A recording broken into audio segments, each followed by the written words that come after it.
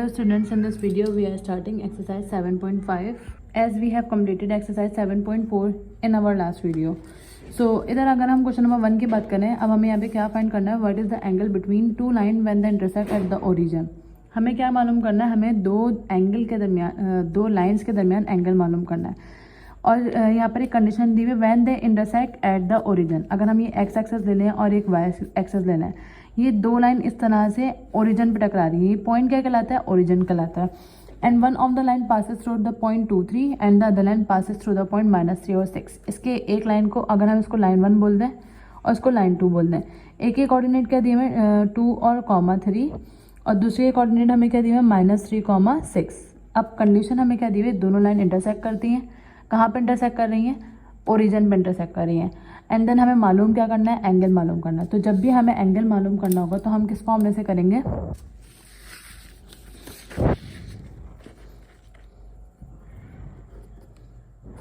tan theta equals to m2 minus m1 divided by 1 plus m1 m2. अब m1 और m2 क्या है, slope of line 1 यानी कि m1, स्लोप ऑफ लाइन 2 यानी कि m2.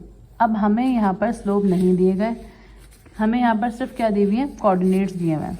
तो हमें ये पता है कि जब भी अगर हम ओरिजिन की बात करें तो ओरिजिन पे कोऑर्डिनेट्स क्या होते हैं, 0 और 0.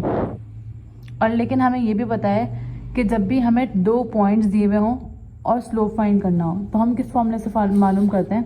तो सबसे पहले तो हम इधर लिख देते हैं, let m1 be the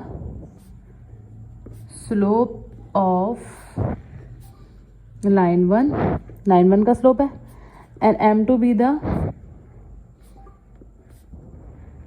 slope of line 2. और m2 क्या है, स्लोप ऑफ लाइन 2 है. और इस पॉइंट को हम क्या बोल देते हैं, o. उधर हम क्या लिख देंगे, o be the origin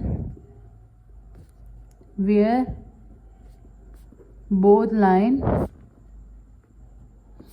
lines are intersecting. ये हमने वर्डिंग लिख दी. अब इस पॉइंट को हम ए बोल देते हैं और इस पॉइंट को हम क्या बोल देते हैं, बी बोल देते हैं, ताकि जब हम स्लोप का फॉर्मूला यूज़ करें, स्लोप का हम 2 पॉइंट फॉर्मूला यूज़ करेंगे. स्लोप का 2 पॉइंट फॉर्मूला क्या होता है, सबसे पहले तो हमें वर्किंग करनी m1 और m2 मालूम करने के लिए, क्योंकि अगर हमें m1 m2 पता होगा तभी हम एंगल मालूम कर सकेंगे. तो सबसे पहले हम इधर क्या लिख देते हैं, फॉर m1 के लिए वर्किंग करेंगे. m1 के लिए हम जब वर्किंग करेंगे तो फॉर्मूला कौन सा यूज़ होगा स्लोप फाइंड करने के लिए, y1 equals to y2 minus y1. Denominator में क्या आ जाएगा, x2 माइनस x1. अब क्योंकि हम m1 के लिए काम कर रहे हैं तो इधर वैल्यूज़ भी लाइन 1 की हम लिखेंगे. तो अगर हम लाइन 1 को देखें तो लाइन 1 में x1 y1 क्या हो जाएंगे, 2 और 3, जबकि x2 y2 क्या हो जाएंगे, 0 और 0. तो हम इधर क्या लिख देंगे, हेयर x1 y1, x1 की वैल्यू क्या दी हुई है 2, y1 की वैल्यू क्या दी हुई है 3, जबकि x2 0 और y2 भी 0 हो जाएगा. तो जब हम फॉर्मूले में इन सब वैल्यूज़ को पुट करेंगे तो y2 माइनस y1 यानी 0 माइनस 3, डिनोमिनेटर में 0 माइनस 2, ये क्या हो जाएगा, -3 अपॉन -2, माइनस से माइनस कैंसिल, m1 की वैल्यू क्या आ गई, 3/2. ये स्लोप ऑफ लाइन 1 आ गया. देन इसके बाद हमें स्लोप ऑफ लाइन 2 मालूम करना है. तो इधर क्या लिख देंगे हम, फॉर m2 के स्लोप के लिए हम क्या करेंगे, वही formula same, m2 equals to y2 minus y1, denominator में x2 माइनस x1. अब इधर हम क्या लिखेंगे, हेयर, अब इधर x1 y1, x2 y2 तो सेम होंगे क्योंकि ये भी ओरिजिन से टच हो रही है, तो y2 भी 0.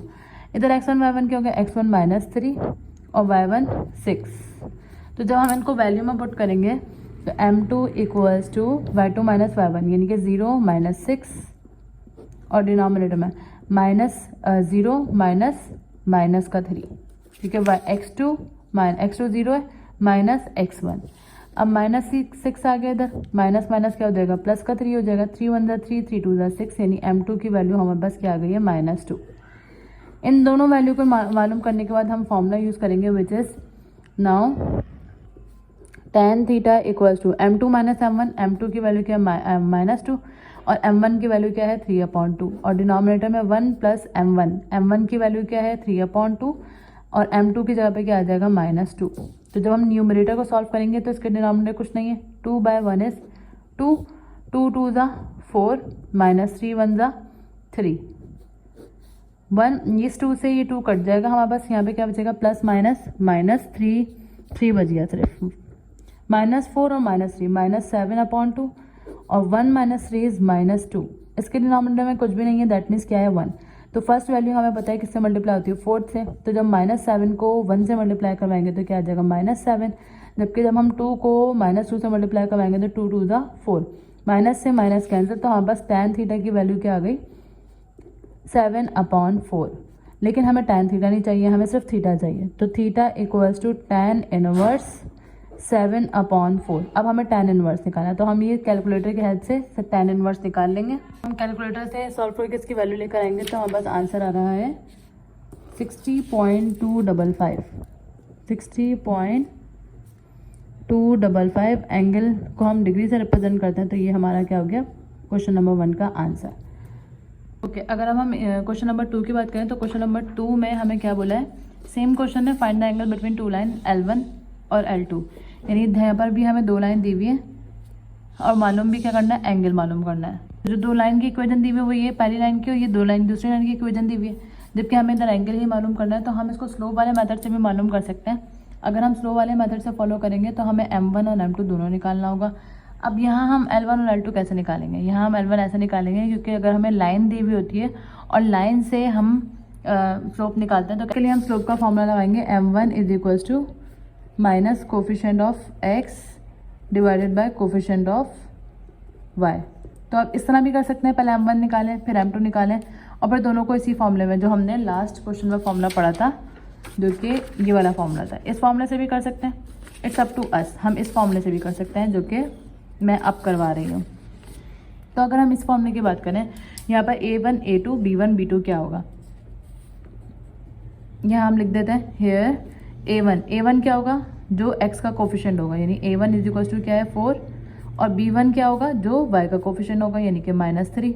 इसी तरह A2 B2 क्या होंगे, A2 दूसरी वाली लाइन का कोफिशिएंट ऑफ x और B2 दूसरी वाली लाइन का y कोफिशिएंट, यानी कि 5।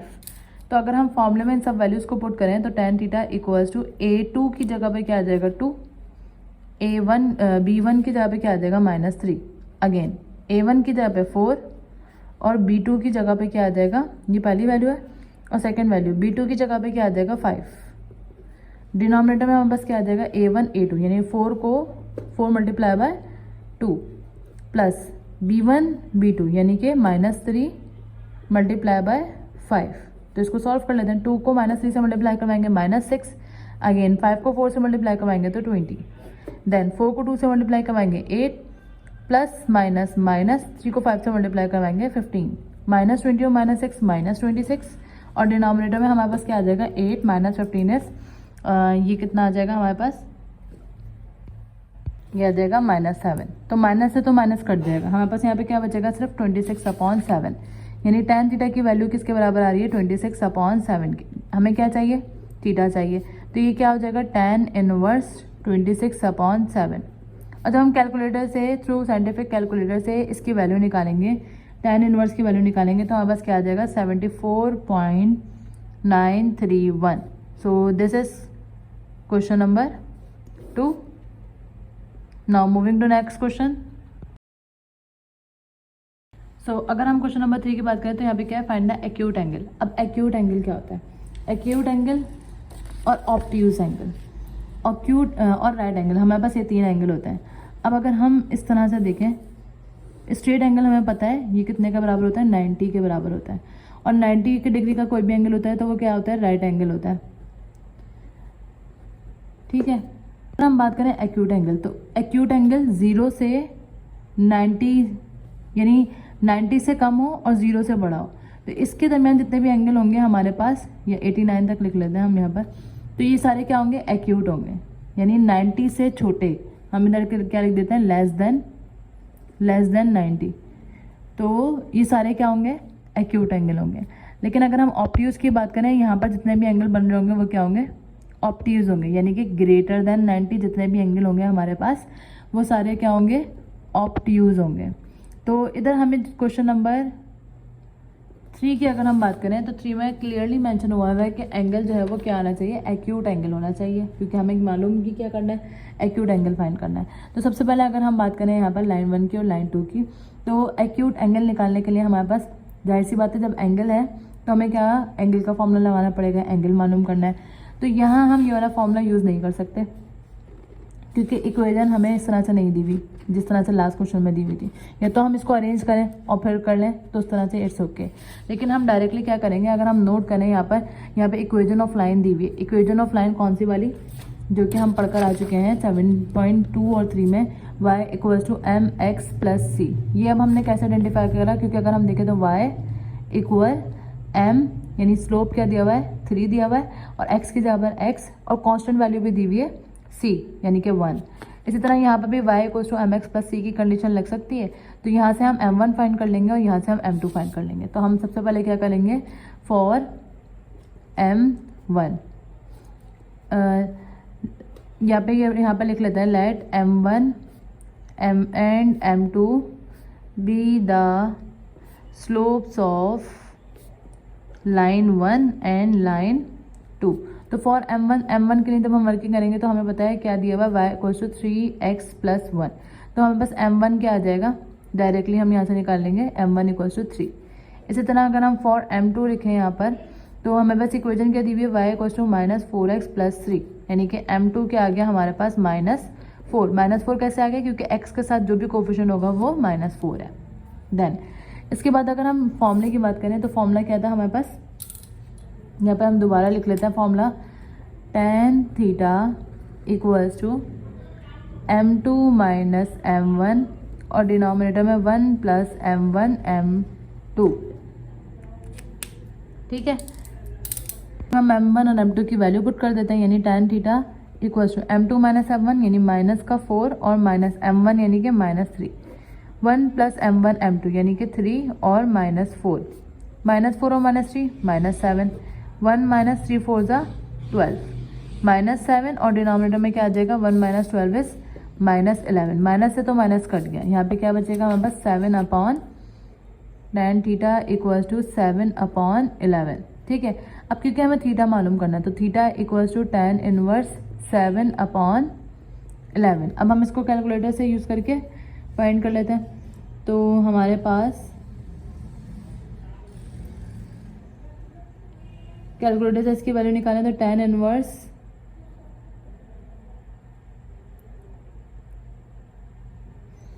7/11, इसको पुट कर देते हैं 7/11। तो हमारे पास ये आंसर आ रहा है 4711 डिग्री आ गई। अब अगर हम नोट करें थीटा इज लेस देन 90 आ जाएगा। सो दिस इज लेस देन 90। हम क्या पढ़ा था, लेस देन क्या होता है, एक्यूट एंगल होता है। तो ये क्या हो गया, हमारा आंसर हो गया। Now move on to question number 4। So अगर हम क्वेश्चन नंबर 4 की बात करें तो क्वेश्चन नंबर 4 में हमें इधर क्या लिखा है, find the angle between the line one of which is the x axis and the other line is x - y + 4 = 0। अब इसका मतलब क्या है, one of which is the x axis, तब भी हमें ये कहेंगे one of which with the x axis, that means जो पहली लाइन का स्लोप है वो क्या हो जाएगा, 0 के बराबर। यानी अगर हम ये कहेंगे ये एक पहली लाइन है, इसका स्लोप क्या हो जाएगा, 0 के बराबर हो जाएगा, लाइन 1 है। और द अदर लाइन है, एक और लाइन दी हुई है, वो अदर लाइन की इक्वेशन हमें दी हुई है। हमें ये नहीं कहा कि ओरिजिन से गुजरना, तो हम दूसरी लाइन यहीं पे बना देंगे। तो लाइन 2 क्या दी हुई है, x - y + 4 = 0। तो सबसे पहले अगर हम बात करें लाइन 1 की, हमें m1 तो पता चल गया, मालूम क्या करना है, एंगल मालूम करना है। तो एंगल का हम स्लोप वाला फॉर्मूला ही इधर यूज़ करेंगे, क्योंकि हमें दूसरी इक्वेशन तो जी भी नहीं है जो हम सेकंड वाले मेथड से यूज़ कर लें। तो इधर हम पहले क्या लिखेंगे, late m1 and m2 be the slopes of line 1 and line 2। अच्छा, अब हम क्या लिखेंगे, as one of the line is on x axis, so m1 क्या हो जाएगा हमारे पास 0। अब हमें वर्किंग किसके लिए करनी है, फॉर m2 के लिए वर्किंग करनी है। हम लाइन 2 यूज़ करेंगे। लाइन 2 हमारे पास क्या है, x minus y plus 4 equals to 0। अब या तो इसको अरेंज करें किस तरह से कि equation of the straight line बन जाए which is y is equal to m x plus c, जिस तरह से हमने लास्ट क्वेश्चन में करा है। लेकिन इसको एक और तरीका सॉल्व करने का क्या है, हम इसका स्लोप इस तरह से निकाल लें, m2 equals to minus coefficient of x divided by coefficient of y। अब कोफिशिएंट ऑफ x क्या है यहाँ पर, पहले तो हम माइनस ऐसे ही लगा दें। कोफिशिएंट ऑफ x क्या है यहाँ पर, कुछ भी नहीं है यानी कि 1। कोफिशिएंट ऑफ y यानी कि क्या है, -1। माइनस से माइनस कट जाएगा, 1/1 बचेगा और m2 हमारे पास क्या आ गया, 1 आ गया। देन हमें मालूम क्या करना था, एंगल मालूम करना था। तो tan थीटा किसके बराबर होता है, m2 माइनस m1 और डिनोमिनेटर में 1 प्लस m1 m2 के। m2 माइनस m1 यानी 1 माइनस का 0, 1 plus m1 multiply by m2। m1 है 0 और m2 क्या है 1, तो 1 minus 0 is 1 and 1 plus 0 is 1, यानी tan थीटा अभी तक के हमारे पास क्या आया है 1। और हमें क्योंकि एंगल मालूम करना है, tan थीटा tan इनवर्स 1 आ जाएगा। और tan इनवर्स जब हम 1 का आंसर निकालेंगे तो हमारे पास थीटा की वैल्यू क्या आ जाएगी, वो हम कैलकुलेट कर लेते हैं। tan इनवर्स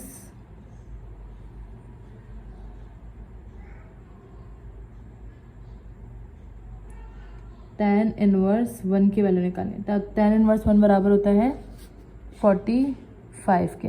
तो थीटा की वैल्यू क्या आ गई, 45, which is the answer of question number 4। The question number 5 is find the angle between lines. अब हमें यहाँ पे 2 लाइन दी हुई है। लास्ट क्वेश्चन में हमें क्या बताया, एक लाइन दी हुई थी और एक कंडीशन दी हुई थी। कौन सी वाली कंडीशन दी हुई थी, एक्स एक्सेस वाली कंडीशन दी हुई थी। जबकि अगर हम क्वेश्चन नंबर 5 की बात करें तो क्वेश्चन नंबर 5 में हमें दोनों इक्वेशन दी हुई हैं। अब क्वेश्चन नंबर 1 में से अगर हम देखें तो यहाँ पर हमें, अगर हम डिफरेंस देखें, यहाँ पर हमें दोनों के पॉइंट दिए हुए थे। क्वेश्चन नंबर 2 की अगर हम बात करें तो दोनों इक्वेशन की लाइन दी हुई थी। हम ये कह सकते हैं कि ये दोनों सिमिलर क्वेश्चन है बट इक्वेशन का फ़र्क है, तो हम इसको इस तरीके से भी सॉल्व कर सकते हैं। थर्ड में हमें क्या हुआ था, इक्वेट एंगल मालूम करना था, जबकि हमें यहाँ पर y is equal to m x plus c वाली इक्वेशन को फॉलो करके हमने m1 m2 निकाला था और स्लोप वाला फॉर्मूला लगा दिया था। अब अगर हम बात करें क्वेश्चन नंबर 5 की, तो क्वेश्चन नंबर 5 में क्या बोला, find the angle between lines 2x minus 3y plus 7 equal to 0 and 7x plus 4y plus. इधर भी हमें स्लोप निकालने की जरूरत नहीं, क्योंकि इधर स्लोप का वर्ड कहीं मेंशन नहीं हुआ हुआ कि आपने स्लोप मेथड को यूज़ करके निकालना है। तो अब हम क्या करेंगे, सेम वही मेथड को लगाएंगे, सॉल्व यूज़ करेंगे, यानी कि tan थीटा इक्वल्स टू, क्या फॉर्मूला था, a2 b1 minus a1 b2 और डिनोमिनेटर में a1 a2 plus b1 b2। अब इधर a1 a2 क्या है और b1 b2 क्या है। a1 इक्वल्स टू, a1 की वैल्यू है 2, b1 की वैल्यू है -3, जबकि a2 की वैल्यू क्या है 7 और b2 की वैल्यू है 4। तो अगर हम इधर वैल्यूज पुट करें तो tan theta equals to, a2 की जगह पे क्या आ जाएगा 7, b1 की जगह पे क्या आ जाएगा -3, ये माइनस एज इट इज आया, a1 की जगह पर 2 और b2 की जगह पे क्या आ जाएगा 4। देन डिनोमिनेटर में a1 a2 यानी 2 और 7 प्लस b1 और b2 यानी कि -3 और 4, -3 और 4। 7 को -3 से मल्टीप्लाई कराएंगे -21, 4 को 2 से मल्टीप्लाई कराएंगे 8, 7 2 ज़ा 14 प्लस माइनस माइनस 3 4 ज़ा 12, -21 और -8 -29, 14 माइनस 12 इज 14 में से जब 12 माइनस करेंगे तो 2, यानी ये किसकी वैल्यू आई है, tan थीटा की वैल्यू आई है। अब हमें क्योंकि क्या चाहिए, थीटा चाहिए, तो tan इनवर्स -29/2, इसको हम सॉल्व कर लेते हैं कैलकुलेटर से। तो इसको कैलकुलेटर से सॉल्व करा हमें, tan इनवर्स -29/2, ये हमारे पास आंसर आ रहा है थीटा इक्वल्स टू -86.054 डिग्री। क्योंकि यहाँ पर एंगल जो है वो नेगेटिव में आ गया, जब भी एंगल नेगेटिव में आएगा तो हम क्या करेंगे, इसको 180 से माइनस करवा देंगे। तो थीटा इक्वल्स टू 180 माइनस 86.054, यानी 180 ऐड करवा देंगे उसमें।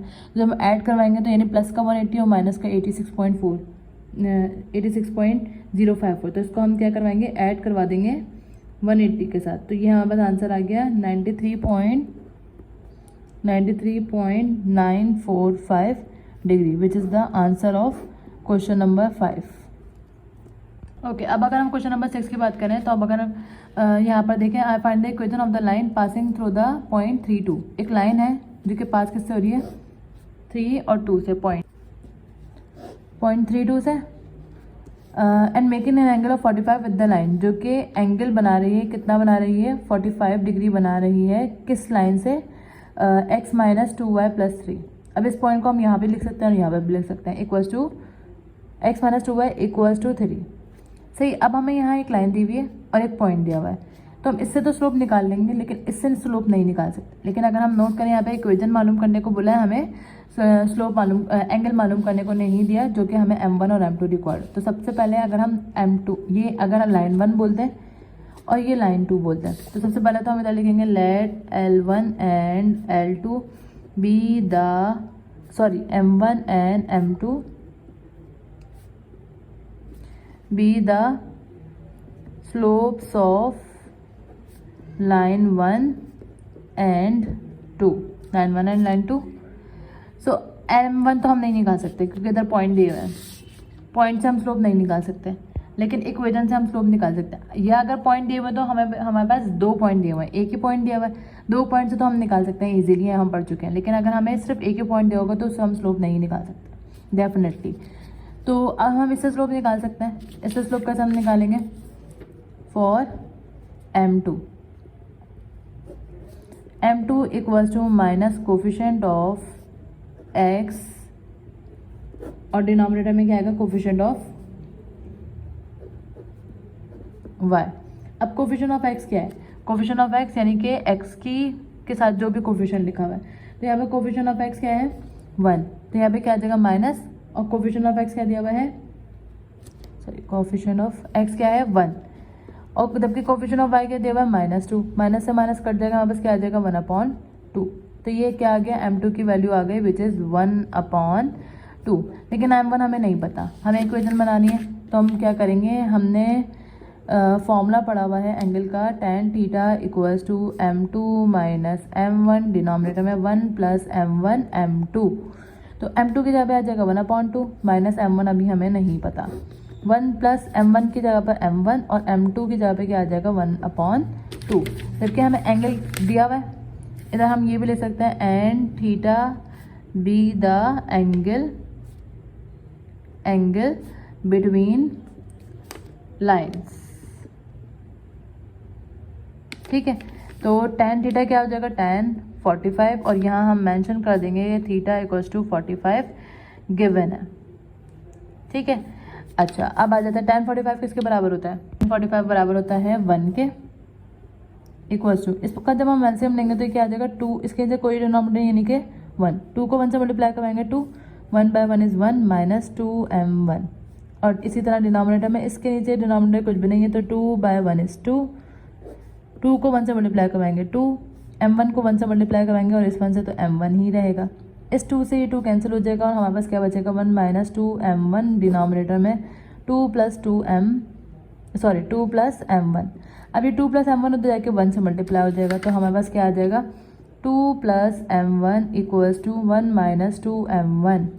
अच्छा, m1 इधर ही रहने देंगे, माइनस का 2m1 इधर आके प्लस का 2m1 हो जाएगा, क्योंकि 1 इधर ही रहने देंगे, प्लस का 2 इधर आके माइनस का 2 हो जाएगा, m1 प्लस 2m1 3m1 हो जाएगा, इक्वल्स टू 1 माइनस 2 इज -1। अब अगर हम इसको मजीद सॉल्व करें तो m1 किसके बराबर आ जाएगा -1, 3 इधर मल्टीप्लाई और देखिए डिवाइड हो जाएगा, तो हमारे पास m1 की वैल्यू क्या आ गई -1/3। क्योंकि हमें इक्वेशन ऑफ स्ट्रेट लाइन मालूम करनी है, इक्वेशन ऑफ लाइन मालूम करनी है, तो हम इक्वेशन ऑफ लाइन किस तरह से मालूम करेंगे, इक्वेशन ऑफ लाइन हमें पता है इक्वेशन ऑफ लाइन किसके बराबर होती है, ये तो y जो mx प्लस c होती है, लेकिन वहाँ एक ही स्ट्रेट लाइन होती है तो हम उससे करते हैं। लेकिन हम इसमें किस तरह से करेंगे, y minus y1 is equal to mx minus x1। तो y1 और x1 क्या होंगे, y1 और x1 ये पॉइंट होंगे जो कि हमें क्वेश्चन में गिवन है। कौन से पॉइंट, इधर ये जो दिए हुए हैं